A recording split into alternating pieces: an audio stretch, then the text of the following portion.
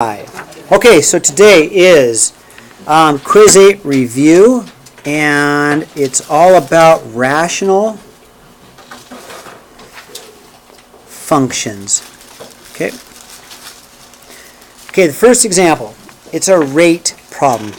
So when we take a look at it, an airplane can fly from Seattle to Sydney in 22 hours. Okay, the return trip can take 17 hours. That's because of the wind. When you get high up in the air, there are trade winds, and the trade winds can either push one way or the other. Okay, obviously going to Sydney, we have the wind in our face because we're going slower, but coming back, the wind's to our back because we're going to go faster. It's going to take less time. Okay, so this equation, distance equals rate times time, we're going to use. But there's two things going on. So first of all, switch it over, and on number 1, I'm going to set up a chart. Okay, the chart I'm going to do looks like this. Okay, we're going to have with wind, we're going to have against the wind. So with the wind, we should go faster. Distance equals rate times time. Okay, we're just going to set up a chart. This is not a hard problem. If you have this problem on your note card later, then you're going to be able to do this problem. It's not super hard. So we do know the time. With the wind, the time's going to be a lot faster. The wind's going to push us along, so we're going to be at 17 hours. Against the wind, it's going to slow us down, so that's going to be 22 hours. Now the rate, we're going to have the airplane's rate plus the wind, or the airplane's rate minus the wind. So with the wind, we're going to have our 550 plus our wind. It increases our speed because we've got a tailwind. Coming back, it's going to be our 550, but minus the wind because it's going to slow us down. Okay, here's what we know. I know that the trip there and back is going to be the same distance, right? It has to be the exact same distance. So we know that this distance 1 has to be equal to distance 2. Well, we need more information, but we do know that if we took our rate times our time, we'll get distance 1. If we take our rate times our time, we'll get distance 2. The two distances have to be equal. You can say distance 1 has to be equal to distance 2, there and back. So I'll just set it up. I'll take my 17 times my 550 plus my wind is equal to my 22 times my 550 minus my wind. And I just need to solve. Arthur, do I have a calculator hanging around there somewhere? Is this trying to see what the wind is? Yeah, exactly. It says find the speed of the wind. Totally right, Becca. Totally right. So let's go ahead and multiply that. Let's do our 550 times my 17. So if I distribute, I get a 9,350 plus 17W equals 22 times 550. I get a 12,100 minus 22W. Okay, and I just need to solve for W. It's not even a fraction problem. It's pretty easy. So I'll go plus 22W plus 22W, which gives me a 39W. I'll go minus my 9,350 minus my 9,350. Do that on my calculator. 12,100 minus 9350, and I get an answer of 2,750. Divide by 39, and I get about 70.5. So the speed of the wind is about 70.5 miles per hour. Yeah, that's it. That's a pretty fast wind, but that's why we made up so much time coming back. That's all you do? That's all you do. What about the equation of the plane's flight that it asked for? Okay, find the equation model of the plane's flight. These are the equations I'm looking for right here. Oh, okay. Yeah. Okay. Number 2. You guys ready to turn the page? Okay, I'll wait for you. But you don't turn the page. Well, I will. Oh. Number 2. Wait, we have to know. Look, it's Bob. Bob, Okay, you ready? you paint that house. Okay, number 2. So Bob and Leo, we've got two guys. We've got Leo, and I've got Bob, and they need to paint a house, okay? So if Leo works, Leo can do it alone in 50 hours. So Leo can do one job in 50 hours. Okay, so set up as a ratio. One job. You need to move it down. Sorry about that, thank you. So Leo can do the one job in 50 hours. Bob can do the one job. We don't know. One job, and so we'll call it H hours, okay? We know if they do it together, it's going to take 30, thank you. It's going to take 30 hours. So we multiply this by 30. We add it together and multiply this 30. So if they do it together, it's going to take 30 hours to do the one job, okay? His rate plus his rate will equal the one job, okay? If we add the two rates together, we'll get one job, okay?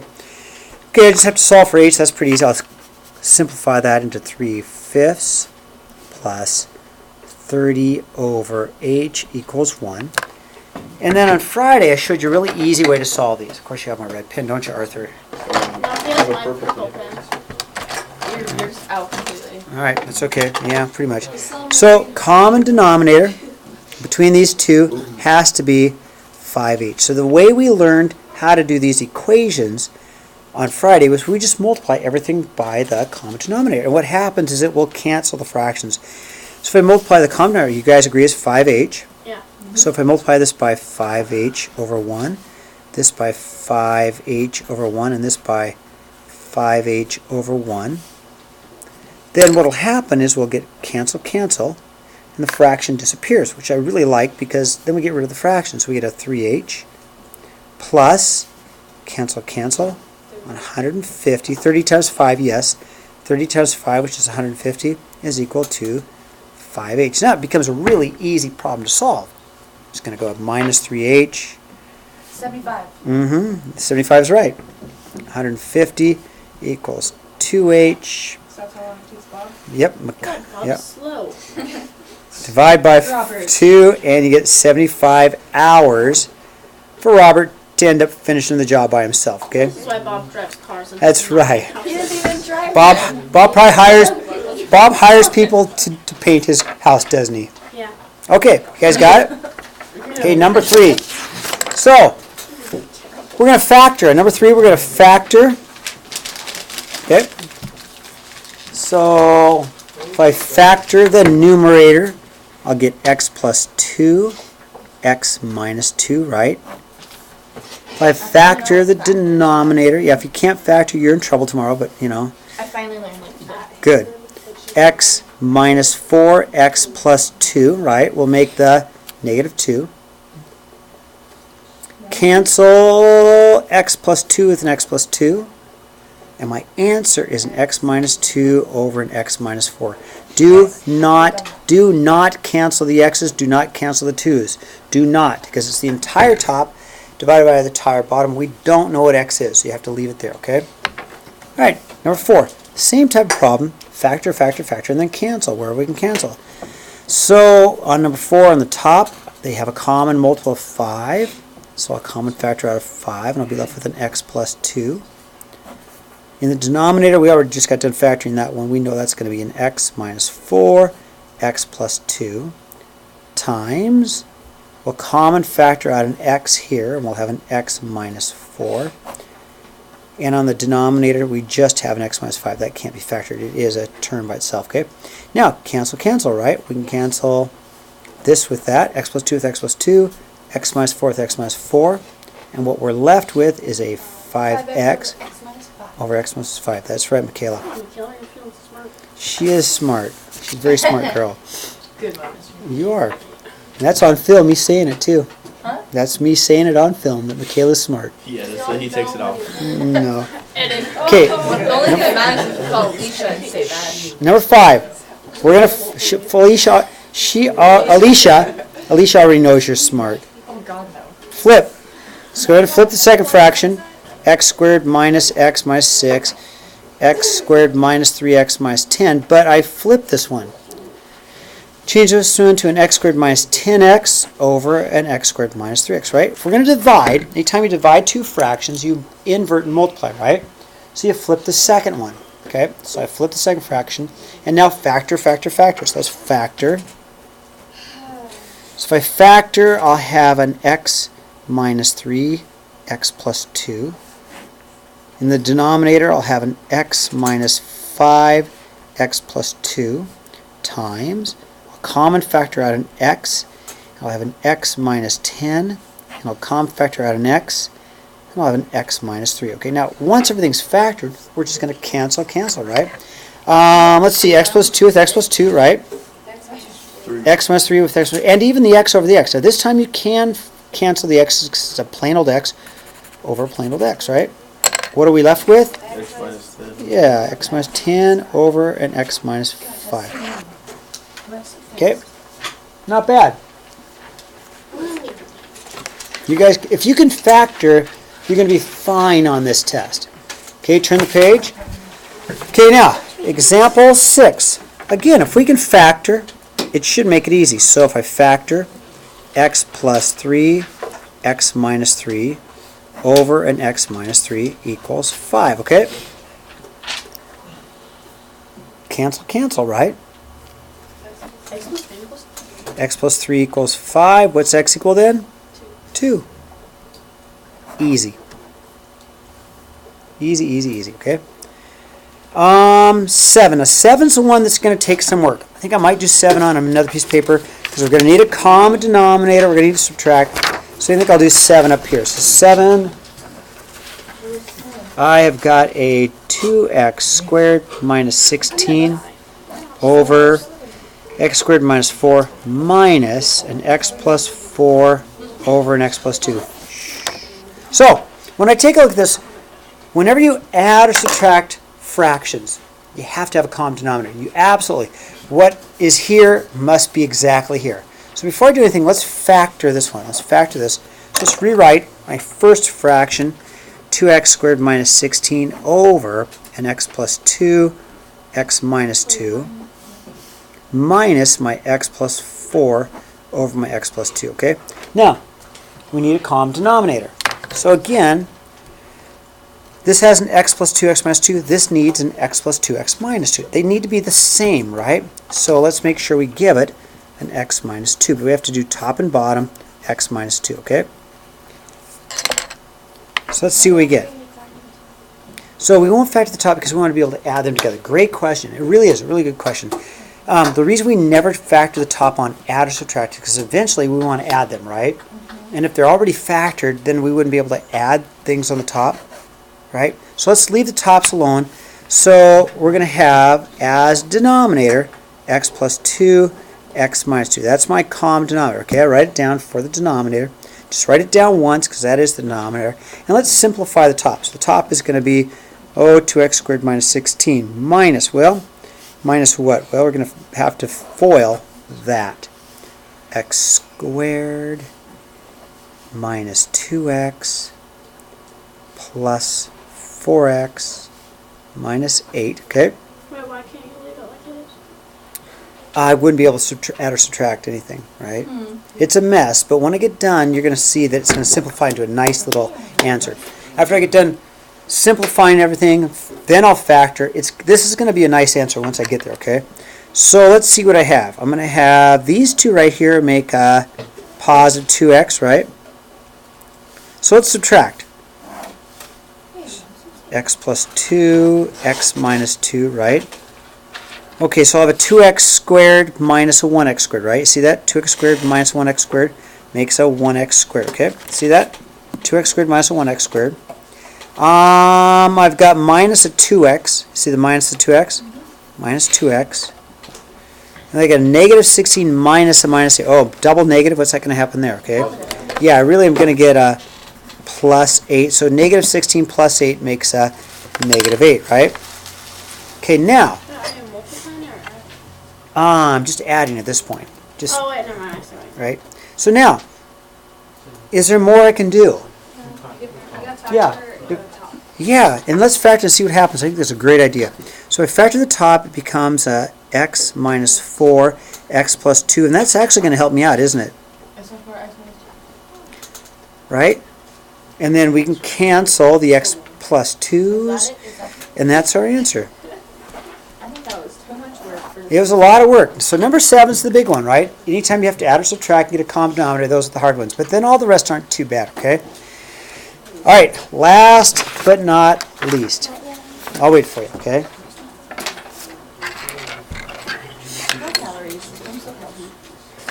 Grace, give me a thumbs up when you got it. Would that one be No, that's... That should be an. Okay, Also, I was thinking. here we go, last one. 20 odd. Number 8. First, yeah, I did make it odd. Oh. Yeah, I did. Well, I did for third period, or for second period. Can you do it for this period? Depends, doesn't it? Yeah, we should be even, so they can be odd. Okay, here we go. Then he has to do more. When I take a look at number 8, the very first thing I have to worry about is dividing by 0. Because remember, what happens when you divide by 0? You have no friends. You have no You're friends, stupid. or it kicks your... Asymptote. So one of two things could happen. Either you get an asymptote, or you get a hole. We're going to get both. So let's factor first. So I've got an x plus 3 over an x plus 3 x minus 5, okay? Now, here's what I know I have to do. I cannot divide by 0, so for sure, I'm going to make two statements. Okay, one statement I'm going to make is that x cannot equal negative 3, and x cannot equal 5. Negative 3 plus 3 is 0, and then 5 minus 5 is 0, so you can't be either one of those, okay? Now, the problem of dividing by 0 right here with the x plus 3 can be removed. I mean, cancel out, right? So if it's removable, it's a whole. So it's removable, meaning I can cancel out my problem, okay? So if it's removable, it's a whole. My whole then is at negative 3 something. Now, even though it's a whole, it actually has a position on the graph. It actually is at somewhere. And the way you find out what its y value is you take what's left after you cancel it out. So when you take it out, you'd have a 1 over x minus 5. Okay, so I canceled out the problem, but now I could plug in the negative 3. You guys agree? Yeah, I'm sorry. So now once I cancel it out and get rid of the problem, I could actually put in the negative 3, couldn't I? So I put in the negative 3 to have a 1 over a negative 3 minus 5, which is really 1 over negative 8. So your whole, the coordinate of your whole is negative 3, negative 1, 8. Okay, that's the coordinate of your whole. Even though the whole doesn't exist at that exact spot, that's where you're going to fall through, okay, at that position. And we'll graph it and we'll show you why it's not there. But at that spot, you have a hole. So I'm going to go on my graph. 1, 2, 3, and I'm going to put a little hole right here. Now your calculator, Michaela's already graphed it, right? And you won't see a hole. You will not see a hole on your calculator because the hole is really that thick, right? You just won't see it. It's there, but it has no thickness, no depth, okay? So the next thing is this 5. You cannot get rid of the 5, so it's an asymptote. So you can have an asymptote at x equals 5. So, oops, write that down. So I'm going to have an asymptote, a vertical asymptote at x equals 5. Okay, so that's my straight up and down dashed line. So I've got a 5 on my graph. 1, 2, 3, 4, 5. And it's a dashed line. So what it is, it's a boundary line. The graph is going to take off to infinity or take off to negative infinity bound by this line, okay? That's what an asymptote is. It's not really part of the graph. It's a boundary line for the graph, okay? Now, Michaela, you've already graphed it. Can I borrow your calculator since you already got it? Okay, thanks, Michaela. So, nice job. Is that right? Yes. I put the problem on. Yep. So, first of all, I didn't do one of the first things she did that was really good is she used the double parentheses, okay? Nice job, okay? You have to have the entire top divided by the entire bottom, okay? And then after she did that, she had a decent window. Good job, Michaela. Negative 10 of 10, negative 10 of 10, and then she graphed it. And there it is. Now, the asymptote, it won't show the asymptote, agree? Because it's not part of the graph. But you can see this line goes off to infinity, and this line goes down to negative infinity right at 5. Well, what about the whole? If I go to trace negative 3, well, let's go back to graph. Trace negative 3. What is wrong? Oh, your scatter plots are on. I know what's going on. Okay, let's try it again. Y equals trace. There we go. Negative 3. Okay, there it is. So take a look at the y value. There is no y value. It doesn't exist. It's a hole. So that point does not exist on my graph, so we show it as a hole. So there is one other thing. There's a y-intercept. And my y-intercept, okay, think about this original graph. If all the x's were 0, what would you be left with? If all the x's were 0, you'd left with 3 over negative 15, right? Which is really negative 1/5, okay? So the graph is going to go like this. It's going to go through at negative 1/5. And then as it approaches 5, it takes a dive. As it approaches 5, it takes a dive to negative infinity. On the other side, as it approaches 5, it takes off to infinity, okay? Now the one thing we haven't talked about, and that's the horizontal asymptote. So it has a horizontal asymptote right here. Because if you notice, this graph never touches the x-axis. Never touches the x-axis, does it? In fact, you look at Michaela's graph, you can't really tell from the graph, but if you go to trace and just keep moving along. We can all see the buttons. Okay, there you go, sorry. Trace, keep going. It never becomes 0, does it? Never becomes 0. If I keep going, it never becomes 0. If I go way to the other side, so it's never going to become 0. It's going to hop over. Hold on. Let's go trace. Do it this fast. Trace. 7. Okay. If I go along this side, see the y values? Watch the y values. The y values are never going to become 0. So we have a horizontal asymptote. Horizontal asymptote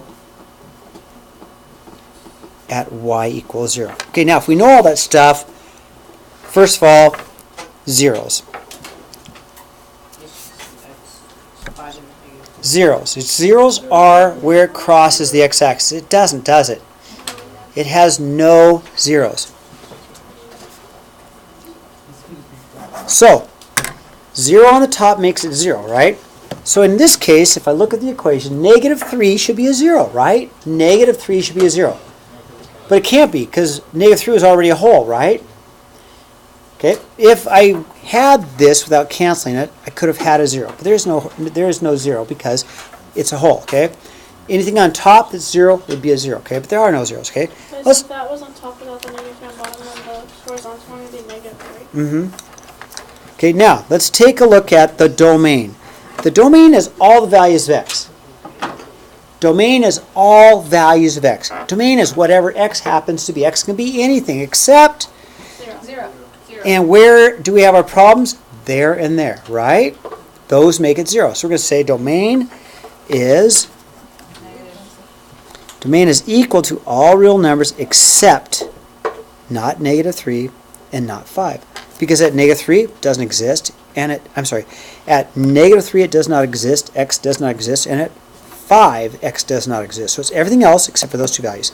The range, it goes forever up, it goes forever down, right? But it does not equal 0. So range is y equals all real numbers except y cannot equal 0. Okay? Alright, so we can do 2 to 20 even. We don't need to do alls. Page 609. Alright? Yeah, I sure can.